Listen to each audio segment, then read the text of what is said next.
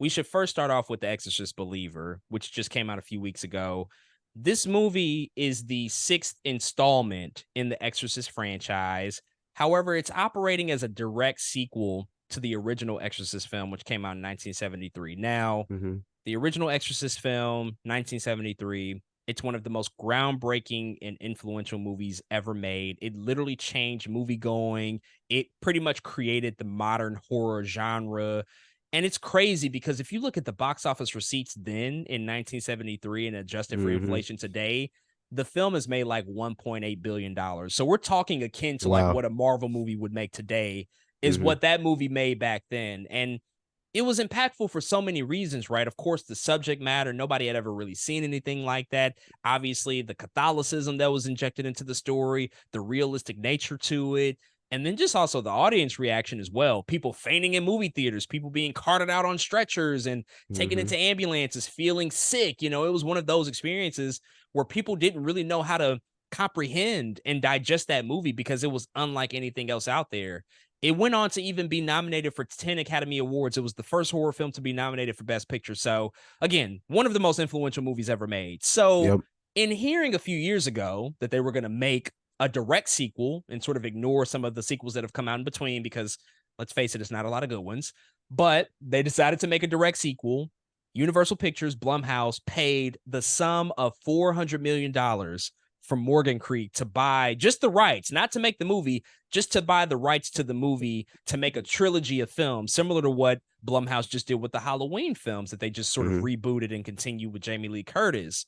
They wanted to do the same thing here. And so they paid a lot of money before they even shot any frame of the film. And so this is the first of a planned trilogy. Now, we don't know exactly how those other two movies are going to come out. They might be direct to streaming, they might have theatrical day and date releases as well as streaming releases. We don't really know. I think a lot of that is determined by the success and or failure of The Exorcist Believer. But with all that context out the way, man, I just kind of want to shoot it over to you, get your thoughts since we did see this movie a couple of weeks ago. What did you think about The Exorcist Believer?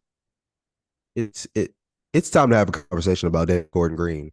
I don't know how we feel about this man in general, but first he did Halloween 2018, which is a good movie. Okay, I like Halloween. I like that movie. Halloween kills, Halloween ends. I just don't know how I feel about this filmmaker anymore.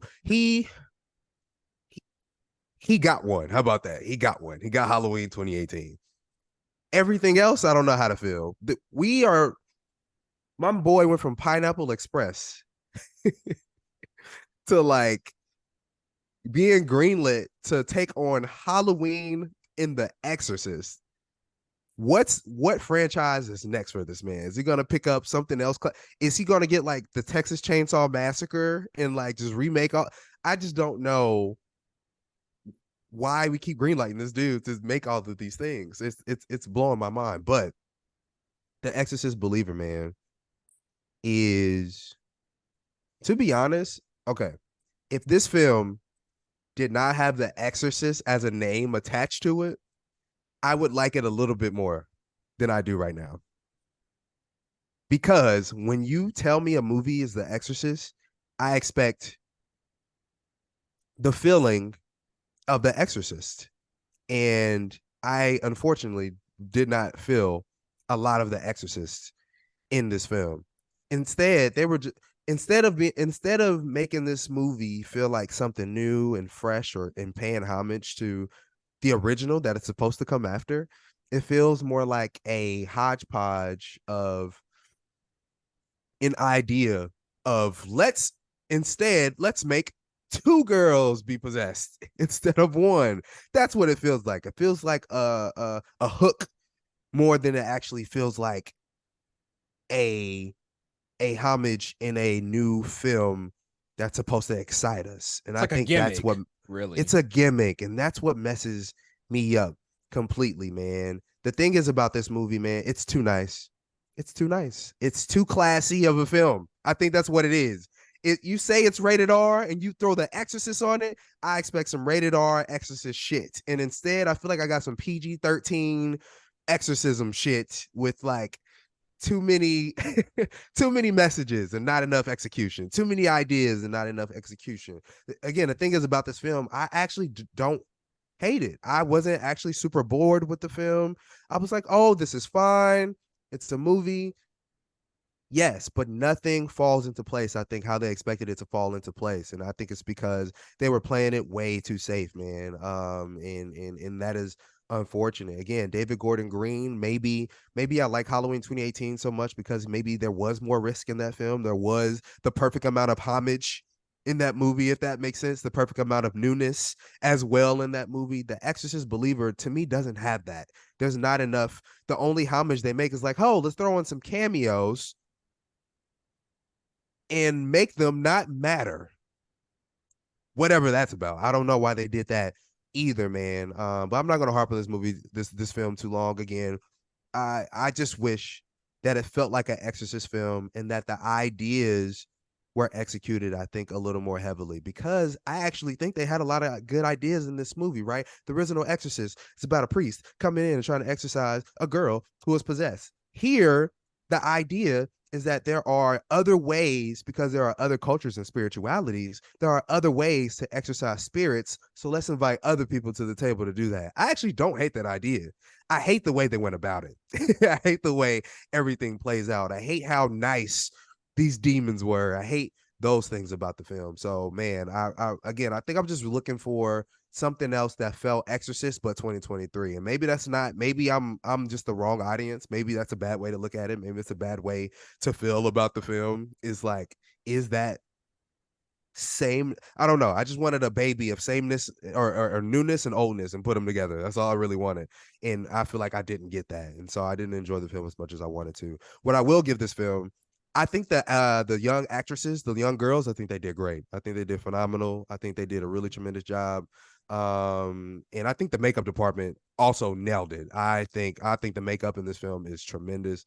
I think it looks very good. Unfortunately, the thing that falls short is just the story, man. And a lot of the direction. So between the writing and whatever David Gordon Green has going on, it just fell short for me, and that's unfortunate.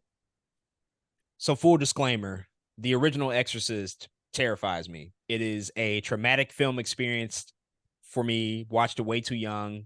It was very impactful. It was troubling.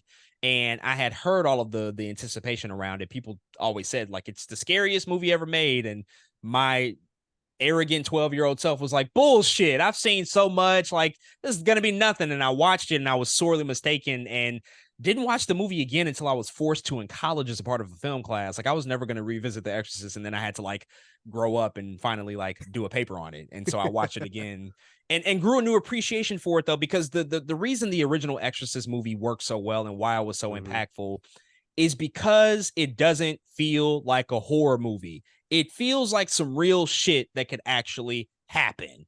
And the Yeah. way that the movie is framed and the way that the movie plays out is like a drama.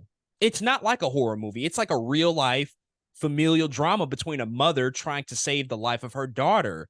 And then you bring in Father Karras and Father Marin and their backstories and why they're connected to fucking Pazuzu, this evil demon that's randomly possessed this girl. And there's all sorts of stuff there, and the guilt of Father Karras and this crisis of faith that he's having, and Marin being the only person that could apparently stop this demon.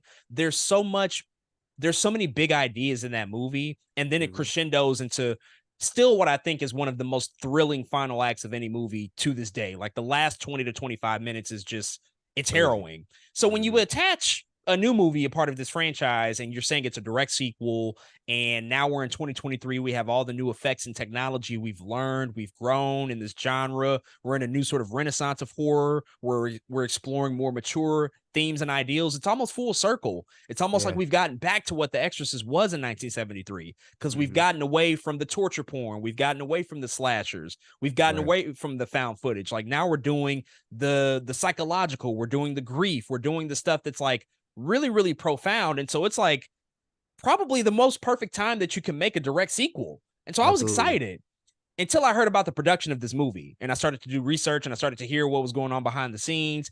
And also, in addition to that, to see what David Gordon Green has produced in the previous two Halloween movies, which were just not great. Like, Halloween Kills has some ideas and some interesting things there. There's Halloween always Ends, ideas. Halloween Ends is just pure dog shit. Like that's a bad fucking movie. It's not great. And so coming into this, I'm like, yeah, I'm not gonna have that much faith into what we get. And I was not wrong. This is a big letdown. Now, what I will say is that the first hour of this movie actually had me. The first hour of the Exorcist Believer was doing some pretty good stuff. It was setting the tone. It was getting you really antsy. It was making Mm-hmm. you feel uncomfortable and nervous about what was coming. They actually did some things very smartly, even recreated some scenes. Like there's a scene of the dogs fighting that they just literally like shot Oh as a yeah. recreation. And so it's like, Mm-hmm. oh yeah, we're tapping into that spirit and that energy of just uneasiness. The fact that there's like a force out there that we can't explain. But then everything goes south once the girls get possessed. Like once that happens, that's where the film tanks. It just falls off of a cliff. And the worst offender of that is the exorcism itself, which is what you absolutely have to knock out of the park. That is the worst part of the movie. How do you get that wrong? Whereas the first movie, you build and build, you crescendo to the best Mm-hmm. moment of the movie. This is the exact opposite. They peaked early, and then by the time you get to the final exorcism of the two girls, nothing happens, nothing shocking occurs. You just Nope. kind of look at it and you see all of these people in this room. So there's no real suspense or tension because we have 7 different religions in here because I don't Everybody. know, like everybody's just showing up to the party and contributing now, whatever the fuck that's about. And you just undercut all of that work that you did to build it up for a moment that doesn't even pay it off because you're too tame and you don't take it there. You don't do anything that's like, wow, this is really crazy. I don't even know what I'm witnessing right now. But the biggest crime of the Exorcist Believer is the treatment of Ellen Bernstein. That is the Mm. number one fucking crime of this movie. You bring Mm-hmm. back the original actress as a part of the first movie, the mother of Regan McNeil. Her performance was nominated for an Academy Award, and that's supposed to be the draw for people who were fans of this movie. And for whatever reason, I don't know what it is with David Gordon Green, but he decides to sideline her in the middle of the movie in a really shocking turn of events. I won't give it away, but she's just not as much of a factor as you would hope to believe. I'll just say that. And it makes you just wonder and question, like, well, why is she even here? What did we do that for? Like, you literally did not need her. Only because she knew about what was going on. Like, that's the only reason. Like, you could have came up with another contrived reason. Like, it's a movie at the end of the day. So I was really, Mm-hmm. really let down by that. This movie was it was just a disappointment. It's not great. It's not awful. It's not the worst thing that I've seen this year, but again, when you establish yourself as an exorcism film, as an exorcist film, I Exactly. should say, in this franchise, like there's a standard there that we just haven't been able to meet. And I think that it's time to just put it to bed. But that's not gonna happen because they're gonna make apparently 2 more of these. What are your thoughts about that? The fact that they paid all this money, $400 million. Like Blumhouse is on the hook for this. For the next few years, they're gonna at least make the next one, The Exorcist Deceiver, and I guess they'll wait until see the performance of that to see what the third one might look like. But based on this movie, like, do you have any hopes that those next 2 movies could be any even remotely good at this point? It has to not be David Gordon Green. They need to bring somebody else in because I actually am not of the mindset that the idea and the horror of Exorcist is not scary anymore. I don't believe that. There's no one can tell me that. For the past couple years, we literally just talked about possession movies. You know what I mean? Like, there's no way you can tell me that's not a thing anymore. It just depends. You got to give us the right energy. You got to give us the right mindset. You got to give us the right everything. And so I can't possibly believe in Deceiver. Absolutely not. If you tell them all the same people are going to be making the movie, you know what I mean? Or even then, it's hard to believe in me. I cannot believe they spent all this money to buy this property to then say, "Oh, we're going to make a trilogy," and this is the first movie you put out. Yeah, I had to let that sit in silence for a second. It doesn't make any sense to me. And so again, right now, there's no way I can be excited for the Exorcist Deceiver. There's just absolutely no way, man. And the disappointment in this, the trailer was so good for this movie, y'all. Like, this is a really good trailer. If you watch Exorcist Believer trailer, I was like, ooh, this looks great. Man, so deceiving. The Exorcist Deceiver. How about that? Uh Ah, I can't, I really can't, man. But to be honest, if they ever was like, all right, y'all, we're still coming out with another Exorcist movie, but whole new team, I might look at it different. I might say, okay, who's the team? Who are we talking about? Is it part of me wants them to bring on somebody who is solid? Give me a fucking Mike Flanagan. Say Mike Flanagan is going to do Exorcist, or James Wan is going to do the X. You know what I'm saying? Give me somebody like that to shepherd in something like that. I don't. Again, the thing is, I don't know why we keep giving David Gordon Green like the biggest franchise. Is this? Did I miss something in Hollywood where David Gordon Green has earned this like horror director spot that I can't figure out? Because if you're gonna do something like this, you need to know it's gonna work. And David Gordon Green has like, before all of this was like Pineapple Express. That's the guy you picked. I don't. I could whatever, man. But yes, long story short, no, I'm not excited for The Exorcist this either. Yeah, I mean, he kind of got away with one with Halloween 2018. I think that He that got he that stole one. that was the one where it's like, oh, this is like the new voice in horror potentially. Like this is the guy that we can create huge franchises with, apparently. And it's like, well, I don't know if that's exactly where we should be going. I don't know if that's the lesson to take from this. Like, yes, 2018 Halloween, good movie, but what I will say is that it's not without the attempt at doing something different. Like even with those Halloween movies, That's true. I can never take it away from him and his team that they do try to do things differently, that they Yeah, do try to take they some have risks. ideas. They Yeah, have they have ideas ideas for sure. 1,000%. I'll give that to him. What I struggle with though is, do those ideas and are those ideas coming from a place of love or hate of this material? Mm, Like watching Halloween Ends makes me think that they hate Halloween and Michael Myers. Like that doesn't feel like that they love that franchise and that material. Do you know what I mean by mm, that? And yeah, it kind of feels the same way with The Exorcist. Like, do you guys actually love this, or are you doing this to just subvert expectations and yeah, to kind of pull the rug out from underneath all of us? Because they do something very specifically. I won't give it away. You'll know what I'm talking about though. yep, In the exorcism with the priest, like yep, that very action and what they do with the priest just kind of tells me that they don't really give a fuck about any of the history and the lore, because yeah, their actions kind of point to a different direction. And that could perhaps be good. And maybe that's his comedic background. But at the same time, like, I don't know. I don't know if that works for this. I don't know if that's the way to go, because this is still steeped in a mm-hmm, 50-year franchise. Like you still you still have somebody to answer to at the end of the day in terms of the audience who kind of have an expectation of what to see. So mm-hmm, I'm a little perplexed by that. And so I would agree. I think he should go away from this. I think he should do something else. It doesn't sound like he had a pleasant experience either, just based off of like the little things he said about the experience and some of the stuff that they went through with production. So maybe he'll just walk away and just kind of serve as like an executive producer, you know, just have that title, and somebody else can come in and actually lend their yeah, talents and their vision to perhaps, you know, whatever that next movie is going to be. But what I will say is that this one's not performing great. And so that next one's not going to perform great. Like you didn't give people a reason to show up to this one.